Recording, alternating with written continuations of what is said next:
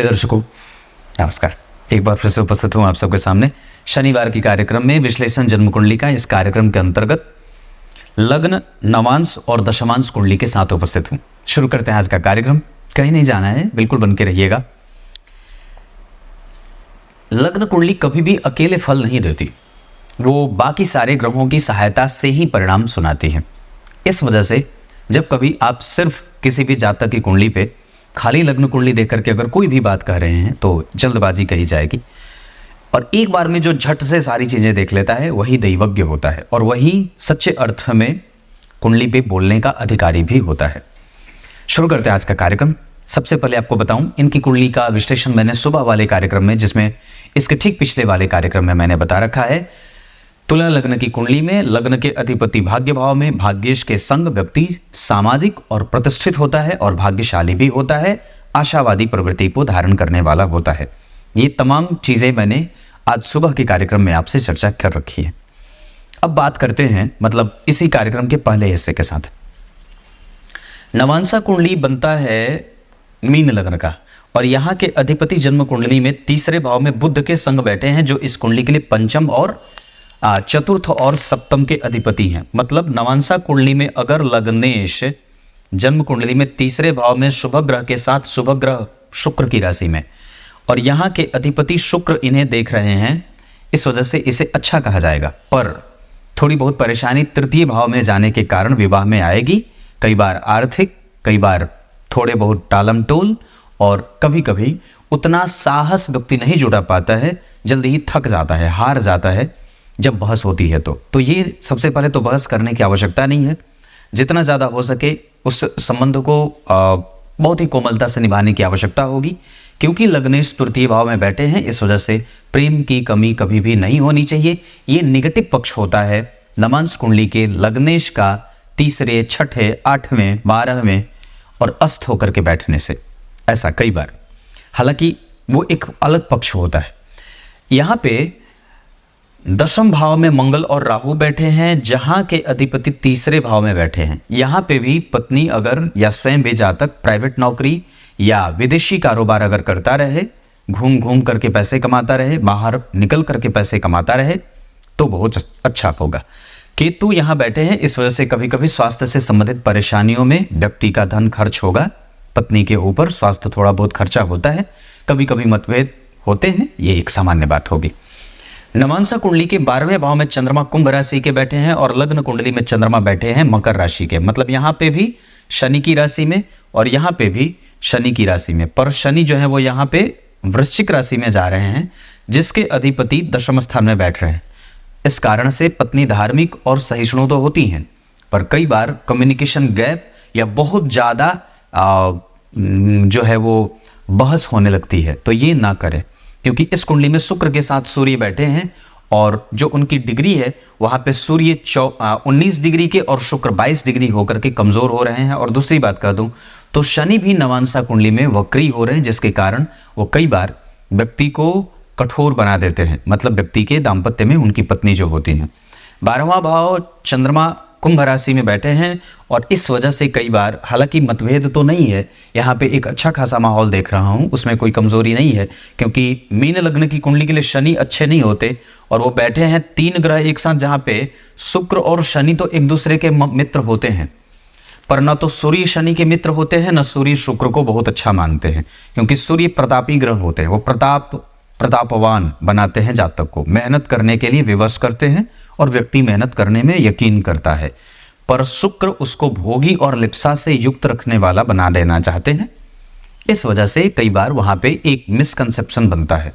तो जातक को ये चाहिए कि कभी भी वो किसी भी तरीके से मतभेद ना करे, धर्म का पालन करता रहे। कुल देवता की उपासना, अपने पूर्वजों की पूजा इस कुंडली के लिए बहुत आवश्यक होगी नवांश कुंडली में, और भी ये बात पुष्ट हो रही है। सप्तम भाव के अधिपति का तृतीय भाव में अपने भाव से पंचम में जाना या नवम भाव में जाना, नवम भाव में अपने भाव से, ये अच्छा होगा, पर उस पे शुक्र, सूर्य और शनि की दृष्टि उसको मतभेद में डालने वाली। पत्नी कई बार जातक से ज़्यादा जानकार और ज्ञानी होती हैं। इस वजह से अगर कभी जो बात बने तो उनकी बात मान लेनी चाहिए, ऐसे कोई नानुकुर करने वाली बात नहीं है।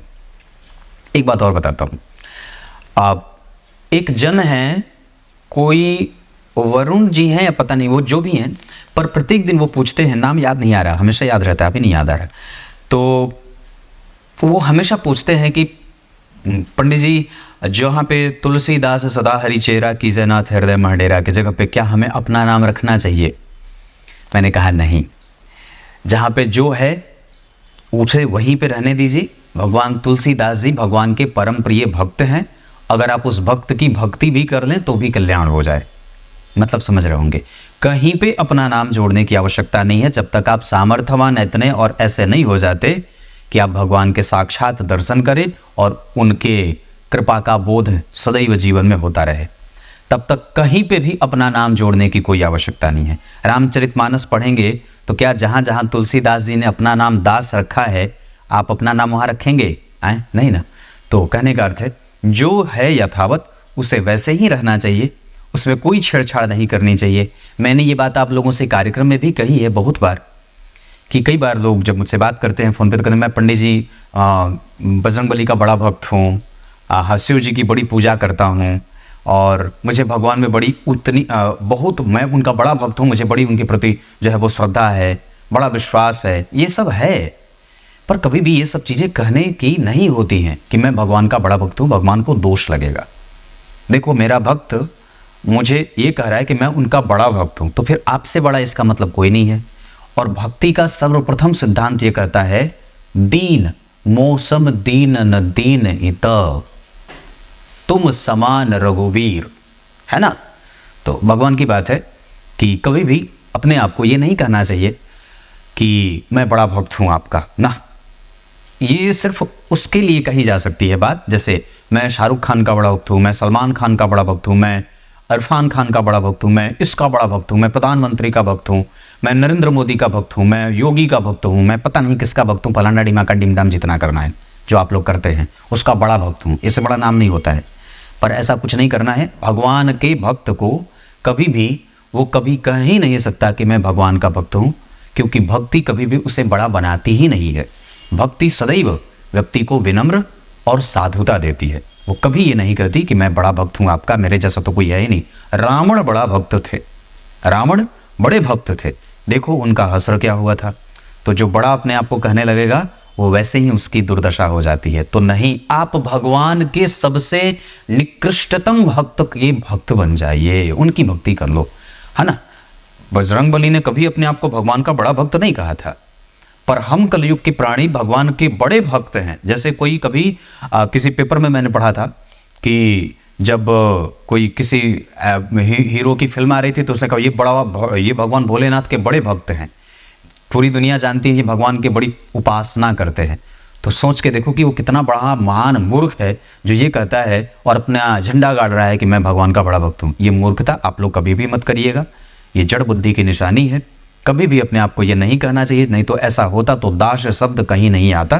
तुलसीदास रैदास, है ना। तो दास हैं जो सबका सबसे निकृष्टतम जो है वो, उसके आप भक्त बनिए। तो तुलसीदास जी की स्थान की स्थिति वो साक्षात जो है वो वेदव्यास के स्वरूप हैं, उनके अवतार हैं, और भगवान वेद व्यास का वो जो है वो उनका प्रभाव है उन पे। इस वजह से हम साधारण मनुष्य उनकी स्थापना उनके स्थान पे कभी ना तो अपने आप को रख सकते हैं और ना हमारी इतनी योग्यता है। तो भगवान आप जो कोई भी हो, आप प्रत्येक दिन पूछते हैं, पर मैं कमेंट में भी लिखता हूँ नहीं, पर आप सुनते नहीं हैं, बार बार फिर लिख देते हैं। तो अगर कहीं पे भी ऐसे अगर देखें तो इसका एक और भी बात आती है कि अगर कोई भी मंत्र है तो उस मंत्र का जो विनियोग होता है, उस विनियोग में उस ऋषि के दृष्टा का नाम आता है। दृष्टा ऋषि होते हैं प्रत्येक मंत्र के, तो इस वजह से उनका भी नाम लिया जाता है। पर वो इसलिए लिया जाता है कि मैं आपके इस मंत्र का उपयोग अपने लाभ के लिए या अपने जप के लिए कर रहा हूँ, ये आपके द्वारा प्रतिष्ठित मंत्र है, रचित मंत्र है, तो वो विनियोग वाली बात है। तो इस वजह से उसका ऐसा कुछ भी नहीं करना है, ये बात याद रखिएगा। तो ये बात याद आ गई, इस वजह से बता दी। तो फिर मैं यहाँ पे था, तो यहाँ पे नवांश कुंडली में लग्न के अधिपति का तीसरे में जाना और शुक्र शनि और शनि पे बात मैंने कही। दशमांशा कुंडली में लग्न के अधिपति का धन में जाना, ये इस कुंडली की सबसे अच्छी बात है। अगर आपकी कुंडली में भी धन भाव में दशमांशा कुंडली में लग्नेश बैठे हों, धन भाव में दशमांशा कुंडली में लग्नेश बैठे हों, तो आपको ये निश्चिंत हो जाना चाहिए कि आपकी कुंडली धनवान बनेगी। बस आप किसी भी बिना तरीके के कोई प्रश्न पूछे अपने काम में लगिए, यथोचित कर्म करते रहिए, जो भी आपको मिला है ये कुंडली यही निर्देश देती है। उसके अतिरिक्त राहु जन्म कुंडली में कभी कभी भ्रम पैदा करते रहेंगे और वो 50% के परिणाम के साथ आपको अपनी दशा में शनि मंगल राहु केतु की दशाओं में थोड़ी बहुत परेशानी होंगी। यहाँ शुक्र शुभ ग्रह की राशि में बैठे हैं और चंद्रमा के साथ परिवर्तन में है। ये स्थिति भी आपको प्राइवेट सेक्टर और नौकरी के लिए काफी है, सरकारी नहीं प्राइवेट। गुरु और चंद्रमा दशमांसा कुंडली के सप्तम भाव में तुला राशि के बैठे हैं और तुला राशि के अधिपति शुक्र दशमांसा कुंडली के चतुर्थ भाव में 4 नंबर की राशि में बैठे हैं। ये स्थिति व्यक्ति को सदैव ही धनवान बनाने के लिए काफी है ये, मतलब इससे ज्यादा और बढ़िया क्या हो कि जन्म कुंडली में दशमांसा का लग्नेश लग्न धन में बैठा गुरु चंद्र केंद्र में है। एक कमजोरी जो थोड़ी बहुत हो रही थी वो भी सूर्य ने पूरी की है कि वो यहाँ नहीं बैठे या यहाँ नहीं बैठे, पर वो त्रिकोण में बैठे हैं। इस वजह से पर राहु का प्रभाव भी है भाग्य भाव में, इस वजह से हमें थोड़ी सी बहुत सावधानी रखनी होगी। अपने नित्य प्रतिदिन के कृत्य में गणेश अथर्वशीर्ष का पाठ करना चाहिए, गणपति अथर्वशीर्ष का पाठ आवश्यक होगा, गणेश संकटनाशक स्तोत्र का पाठ करना चाहिए। इसके अतिरिक्त अगर हो सके तो जितना ज़्यादा हो आपको राहु की दशा में, शनि की दशा में, मंगल की दशा में, इन सभी दशाओं में जो इस कुंडली के लिए सामान्यतः शनि अच्छे होते हैं, पर मैंने कल बात कही थी कि शनि जो है वो वक्री हैं 4 डिग्री के, इस वजह से उनका फल फ्लक्चुएट करेगा, मतलब वो कुछ हद तक परिणाम कमज़ोर भी करेंगे और जो स्थिति उनकी बन रही है वो अकेले हैं, इस वजह से आपके परिणामों में थोड़ी बहुत बाधाएं भी उपस्थित करेंगे। इस वजह से ये काम बनता है। इसके अतिरिक्त आपको कोई भी काम शुरू करने से पहले, कोई भी कार्य क्षेत्र में उतरने से पहले भगवान गणपति की उपासना और आराधना अवश्य करनी चाहिए। प्रत्येक पल उनके नामों का स्मरण आपके किसी भी कार्य में विघ्न उपस्थित नहीं करने देगा। लेकिन ये कुंडली अच्छी है, इस कुंडली में लग्न और नवांश के बाद दशमांशा कुंडली तीनों ही जो वर्ग चार्ट बने हैं वो बहुत अच्छे हैं। इसके अतिरिक्त अगर मैं आपको एक बात बता दूं तो इस कुंडली के लिए राशियां जो अच्छी बनी है वो कुंभ के साथ मेष अच्छी बनेंगी और उसके बाद इस कुंडली के लिए 5 अंक अच्छा रहेगा। और इस कुंडली के लिए एक बात और कह दूं, 2 दिशा दक्षिण और पूर्व की बहुत अच्छी रहेगी। धन कमाने के लिए अगर कभी भी आगे बढ़ना हो तो आपको पश्चिम और उत्तर दिशा का कोण यानी कि वायव्य कोण बहुत अच्छा रहेगा। हल्का नीला रंग इस कुंडली के लिए बहुत अच्छा रहेगा और कई बार तो सफेद भी। क्लियर है? आप मैत्री करिए, अब झगड़ा करने वाले नहीं हैं। ये तुला लग्न की कुंडली है जो मैत्री करने के लिए विख्यात होती है, ये बात याद रखनी चाहिए। इस कुंडली में मैं अगर बात आगे करूं तो होरा कुंडली की चर्चा कर दूं। होरा कुंडली में जो स्थिति मैं समझ रहा हूं उसके आधार पर मंगल बुध और चंद्रमा का प्रभाव आपसे मेहनत करवा करके धन देने वाला होगा। बाकी इसके अतिरिक्त आपकी कुंडली में सूर्य और गुरु की दशाएं बहुत ज्यादा अच्छी रहेंगी। तुला लग्न की कुंडली के लिए गुरु बहुत अच्छे नहीं होते हैं, पर उनकी डिग्री और उनकी राशि के आधार पे यह ग्रह भी आपको परिणाम देने से नहीं चुकेगा और निसंदेह वो आपको कम से कम नौकरी वगैरह में, आपके डेली रूटीन में और आपके साहस में कभी भी कमजोरी नहीं होने देंगे। इसके अतिरिक्त अगर देखें तो आपकी कुंडली में गुरु 12 में बैठे हैं, अपने पेट का और गले का ख्याल रखना चाहिए। राहु द्वितीय भाव में बैठे हैं, नेत्र की परेशानी होती है और कई बार आंखों से संबंधित समस्या होती है। 6वें भाव के अधिपति जन्म कुंडली में किसी भी शुभ ग्रह से प्रभावित नहीं है। लग्न कुंडली में मंगल की दृष्टि यहाँ पे है, गुरु की दृष्टि यहाँ है, राहु की दृष्टि यहाँ है। इसके बारे में मैंने कल भी सुबह वाले कार्यक्रम में बता रखा था। ये इतनी सारी चीज़ें हैं। अब आपको मैं एक बात बता दूं, इस कुंडली में जो दशाएं चलेंगी उसके आधार पे मंगल, चंद्रमा और बुध, इनको आपको बल देना है।